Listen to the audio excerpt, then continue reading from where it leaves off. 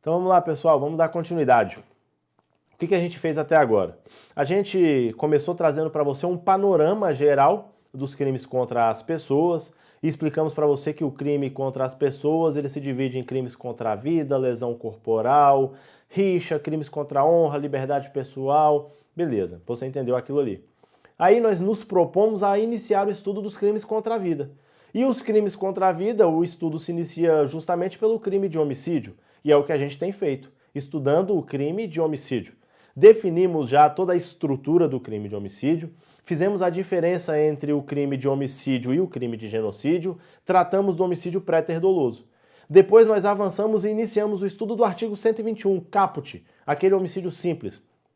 E aí definimos sujeito ativo, sujeito passivo, o objeto jurídico tutelado, definimos também qual é o elemento subjetivo, o dolo sem finalidade específica, ressalvamos aqueles momentos em que a finalidade específica traz consequências diversas. Depois analisamos o momento consumativo, definimos quando é que juridicamente se encerra uma vida. Tranquilo. Agora o que a gente vai fazer? A análise do artigo 121 caput, ela se encerrou.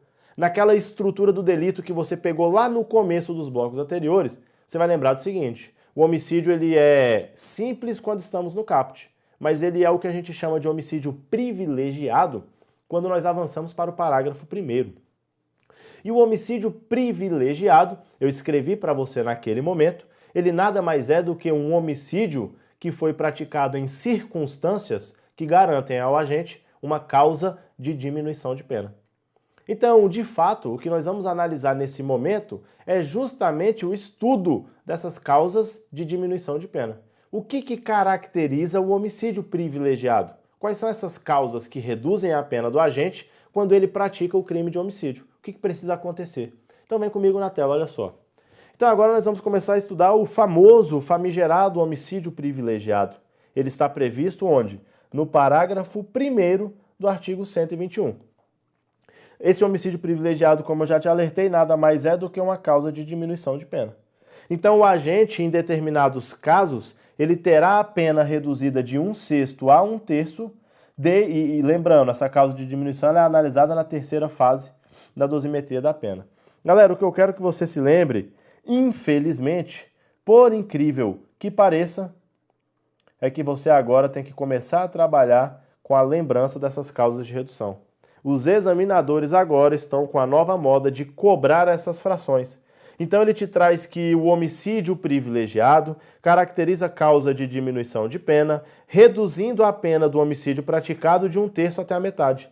Errado. O único erro é a fração. Então lembre-se, quando estivermos diante das causas de diminuição de pena que caracterizam o homicídio privilegiado, no parágrafo 1º do artigo 121, lembre-se que a pena será reduzida de 1/6 a 1/3. Beleza? A gente tem que começar agora a frisar bem essas frações de diminuição e de aumento de pena, infelizmente.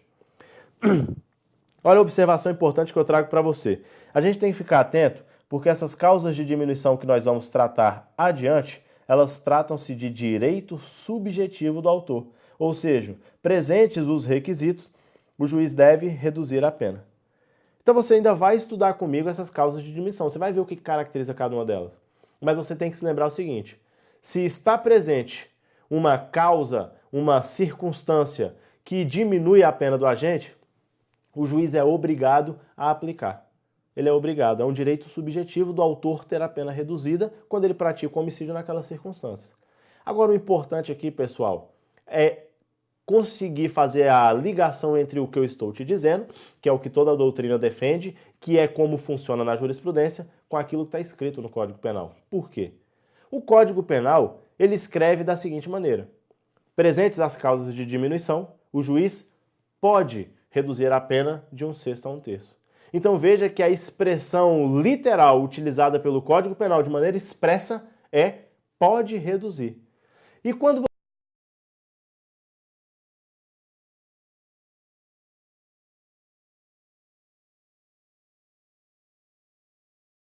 conveniência dele, se ele aplicará ou não a causa de redução.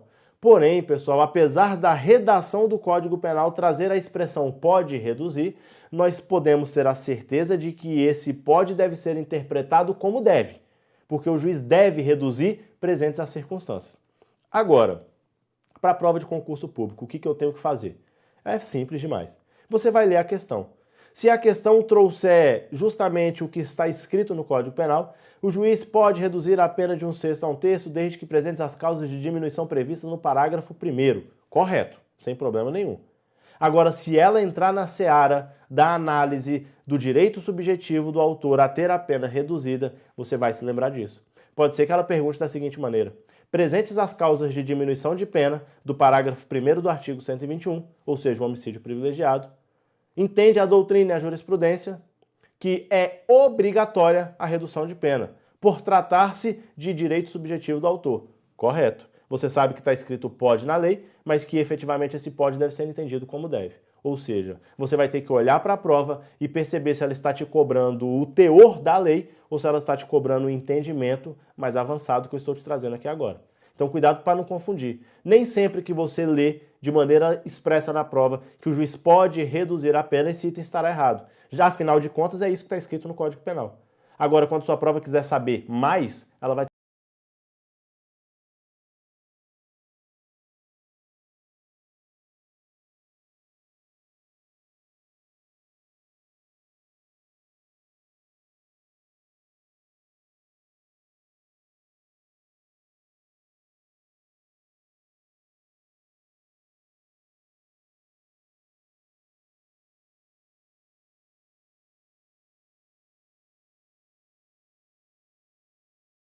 O fato de dizer poderá, nem sempre, pessoal, tornará a questão errada, já que o texto da lei assim determina, e é justamente a informação que eu estou te trazendo. Então veja, nem sempre que ele mencionar na prova poderá, você estará diante de um item errado. Você vai ter que perceber se naquele momento ele cobra para você, ele cobra de você o conhecimento expresso da lei ou o conhecimento mais avançado da doutrina e da jurisprudência. Claro isso daí? Beleza. Então vamos lá, olha só. Vamos começar a estudar essas causas de privilégio. O que são essas circunstâncias, essas condições que fazem com que a pena do agente seja reduzida? Então, olha só. Vamos começar aí pelo relevante valor social. Você vai observar comigo que nós temos 3 causas de diminuição: relevante valor social, relevante valor moral e quando o agente pratica o crime de homicídio dominado por violenta emoção, logo em seguida a injusta provocação da vítima. Vamos dividir cada uma dessas 3 situações e analisá-las separadamente. Então vamos começar pelo relevante valor social. É aquele sentimento que satisfaz o interesse público. É um sentimento que satisfaz o interesse público. Vem comigo na tela, vamos entender isso daqui, olha só. Quando o agente atua impelido por um motivo de relevante valor social, eu digo que esse agente está agindo porque ele atendia aos interesses da coletividade.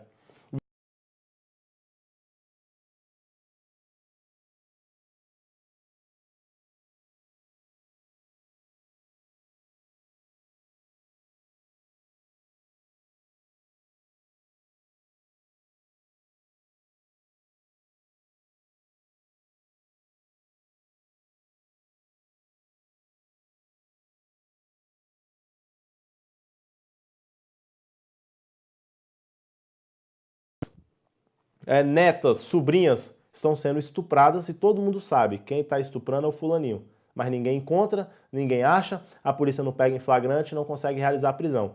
Mas a sociedade, aquele bairro, aquela quadra, sabe o que está acontecendo e sabe quem é o autor do delito. Uma dessas pessoas, o pai de uma vítima, ou então um vizinho, identifica quem está praticando os estupros, consegue achar esse agente e mata o camarada.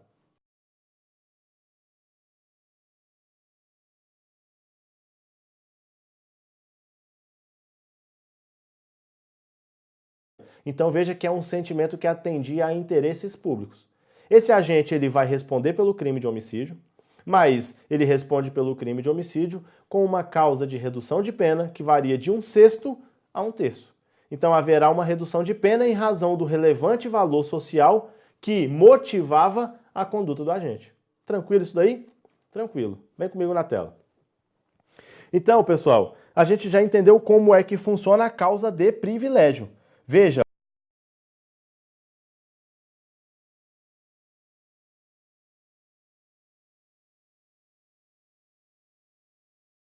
estou querendo chamar a sua atenção agora para esse termo, impelido, porque você vai analisar o que eu disse para você nessa observação de vermelho aqui, ó. Cuidado para você não confundir a causa de privilégio, que é o que a gente estudou agora, com a atenuante genérica do artigo 65, inciso 3, a linha A, que a gente vai ver a diferença aqui. Olha só.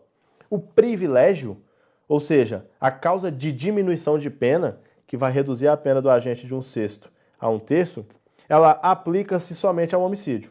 Afinal de contas, é uma previsão do parágrafo 1º do artigo 121. O agente que atua impelido por um relevante valor social tem a pena reduzida no crime de homicídio.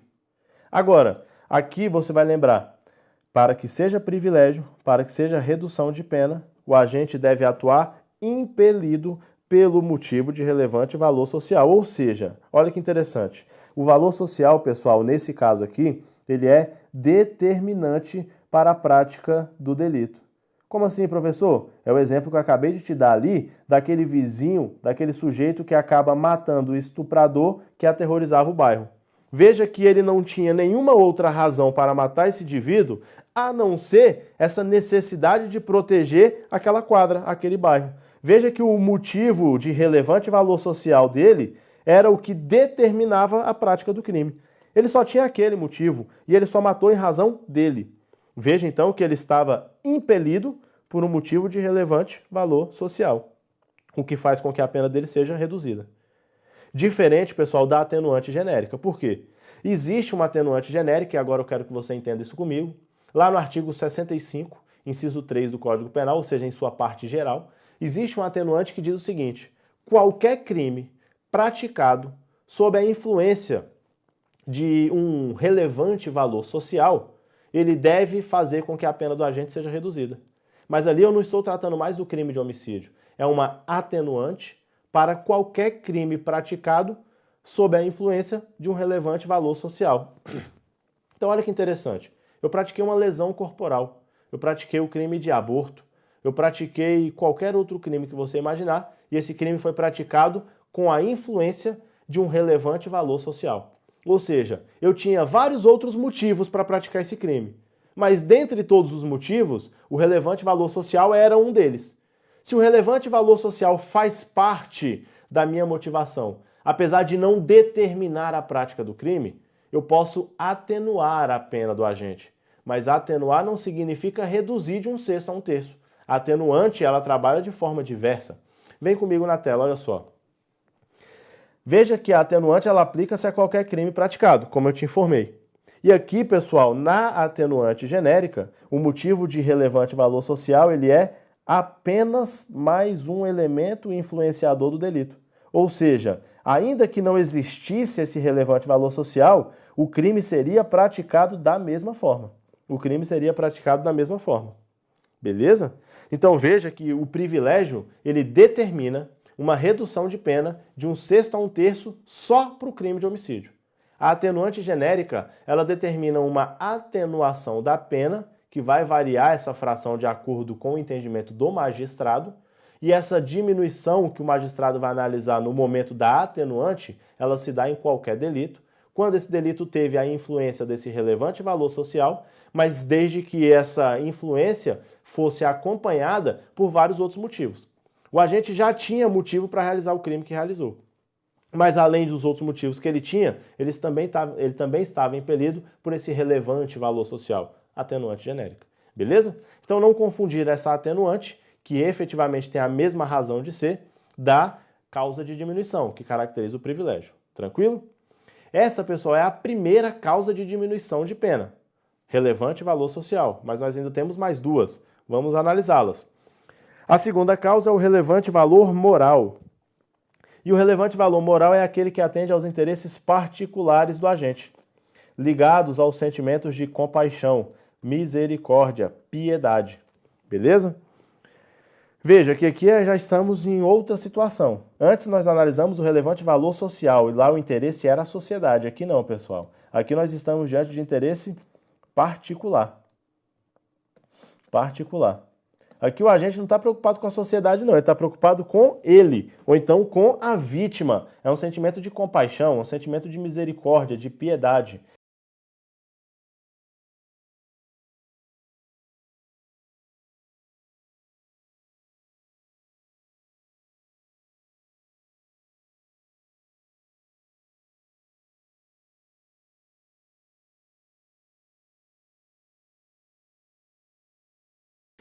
A eutanásia, ela é crime.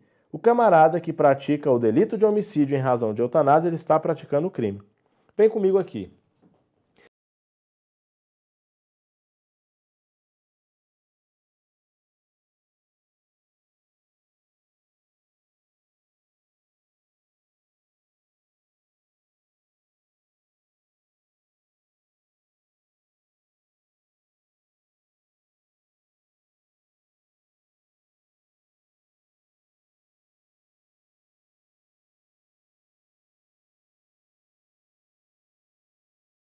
Até a morte, ele resolve antecipar o momento dessa morte.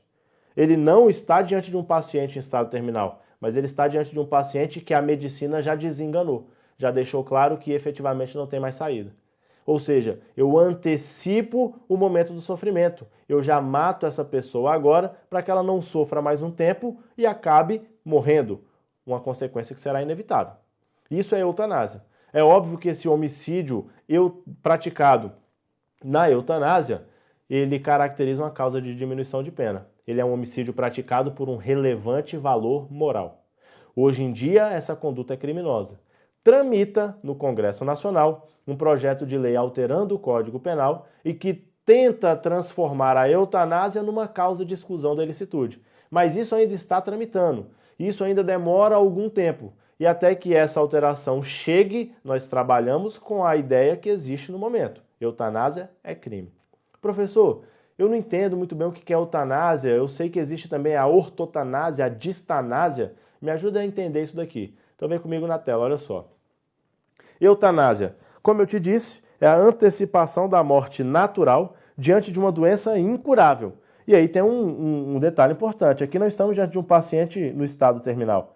Ele não está no estado terminal, mas ele está com uma doença incurável, a medicina já desenganou e te diz, por exemplo, é 3, 4, 5 meses de vida, depois não tem mais para onde correr. Ok, vou antecipar o momento da morte para não deixar essa pessoa sofrendo durante esse tempo. Eutanásia caracteriza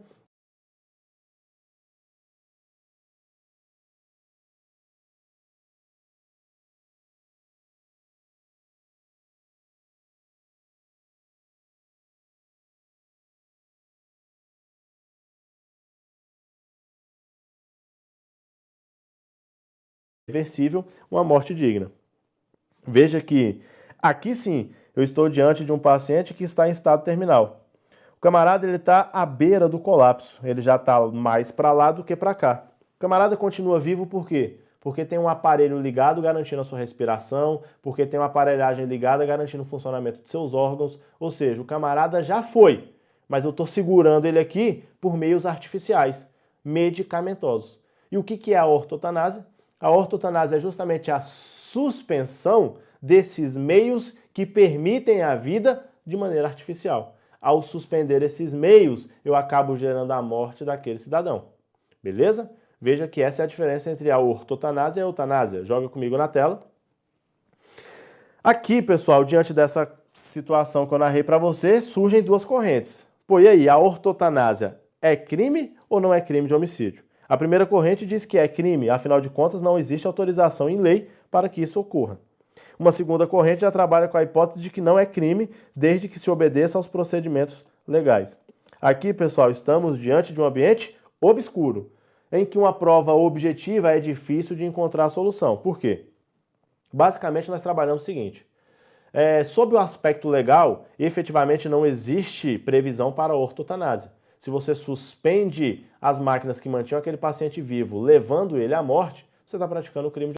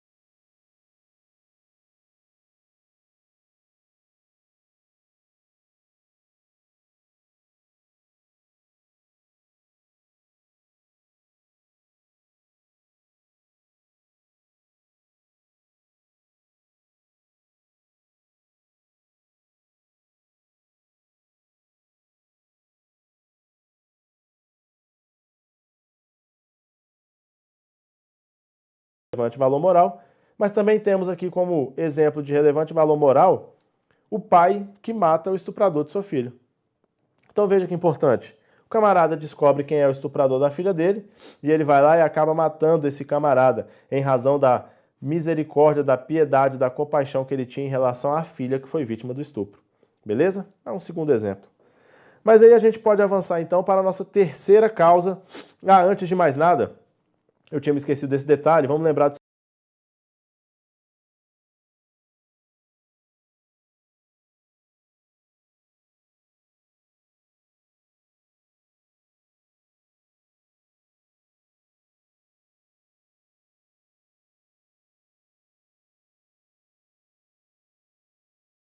privilégio e atenuante genérica.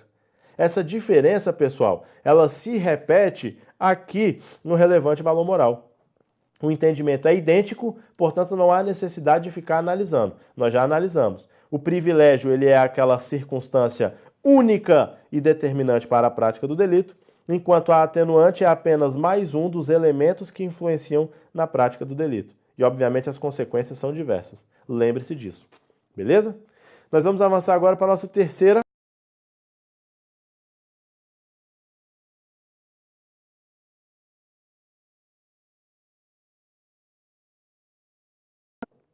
Já percebemos então que aqui nós temos três momentos. Primeiro, tem que haver um domínio de violenta emoção.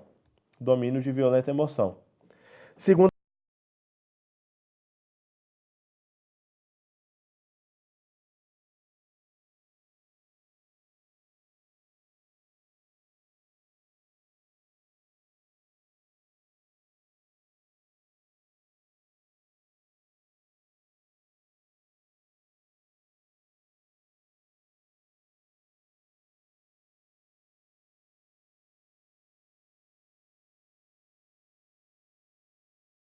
então vamos por parte, vamos analisar cada um desses três momentos. Primeiro deles, domínio de violenta emoção. O que é esse domínio de violenta emoção? Veja, é um domínio de uma emoção intensa, violenta. E aqui você tem que perceber o seguinte, vamos começar a jogar com as palavras, pessoal. Na sua prova você vai ter que lembrar disso.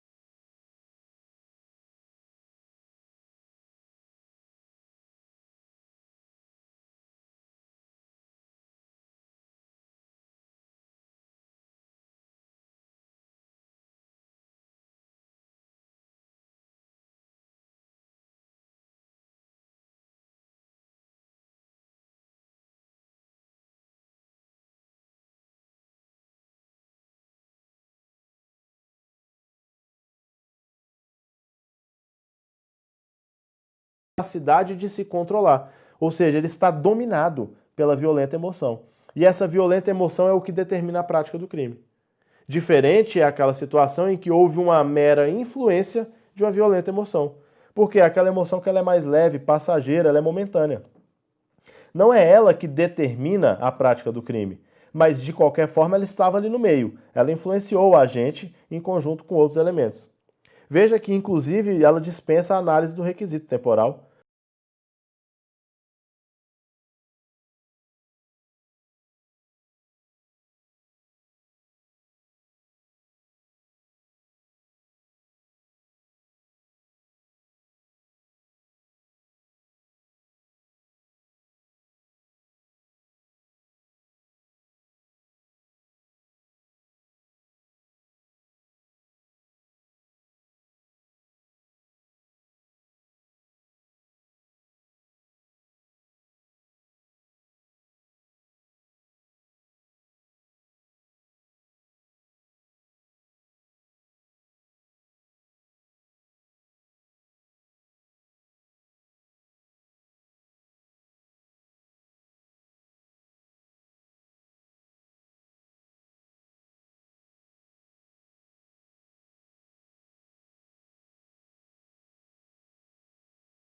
emoção.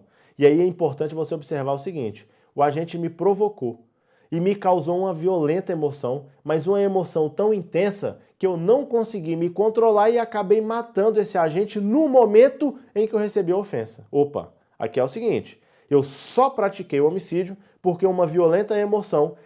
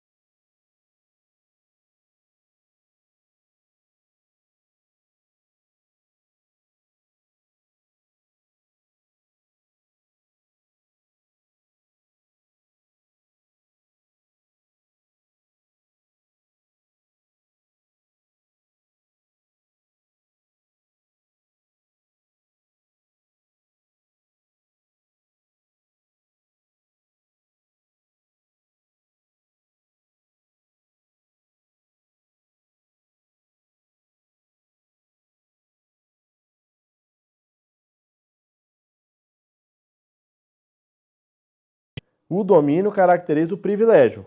Agora, a mera influência não caracteriza. Não caracteriza o privilégio.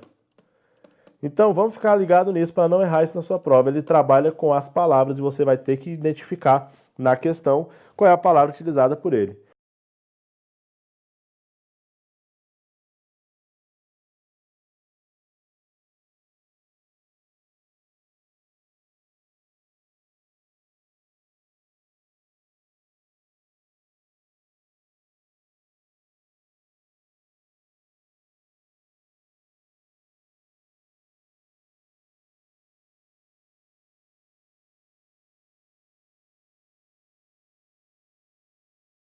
Enquanto perdurar o domínio da violenta emoção, qualquer reação será considerada imediata.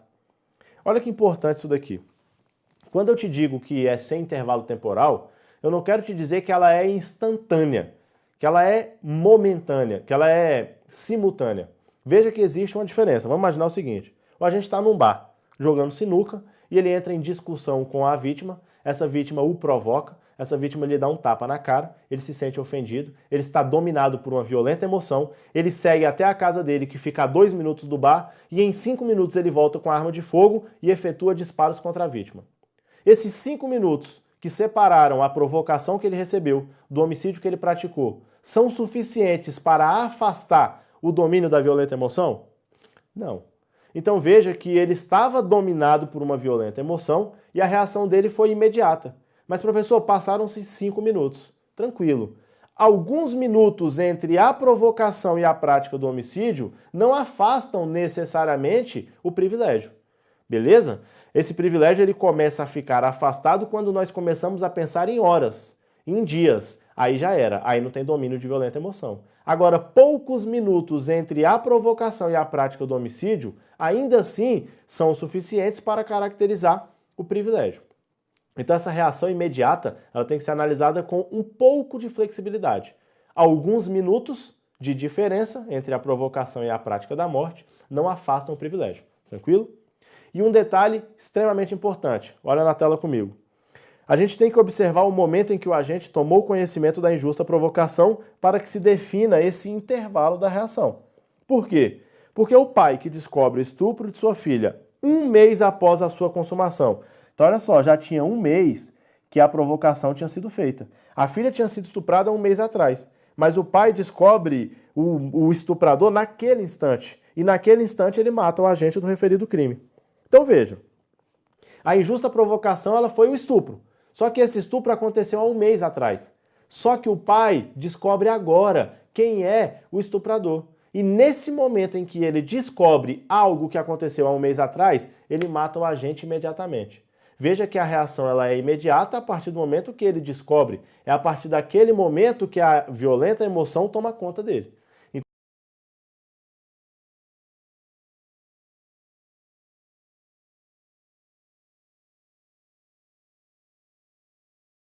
E por fim, pessoal, última circunstância, injusta provocação da vítima.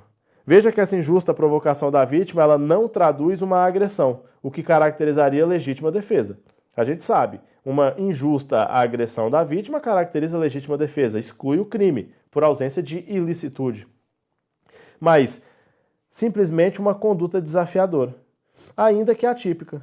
Olha o exemplo, marido que surpreende a esposa em adultério. Galera, a gente sabe disso, o adultério já não é mais crime há muito tempo, mas mesmo não sendo uma conduta criminosa, mesmo não sendo uma agressão injusta, o adultério acaba sendo uma provocação injusta. O marido chega em casa e flagra a esposa em adultério, ou a mulher chega em casa e flagra o marido em adultério. Essa prática do adultério não é uma agressão, mas é uma provocação injusta. E basta provocação injusta para que a violenta emoção domine o agente e ele pratique um homicídio, com causa de redução de pena. Então não se exige uma injusta agressão, até porque em casos de injusta agressão, o agente não deve responder pelo crime em razão de uma exclusão da ilicitude, legítima defesa. Claro isso daí, pessoal? Assim, a gente encerra o estudo do homicídio privilegiado. Então a gente encerra esse bloco por aqui, fechando o estudo do homicídio privilegiado, e a gente volta na sequência dando continuidade à matéria. Um abraço e até já já.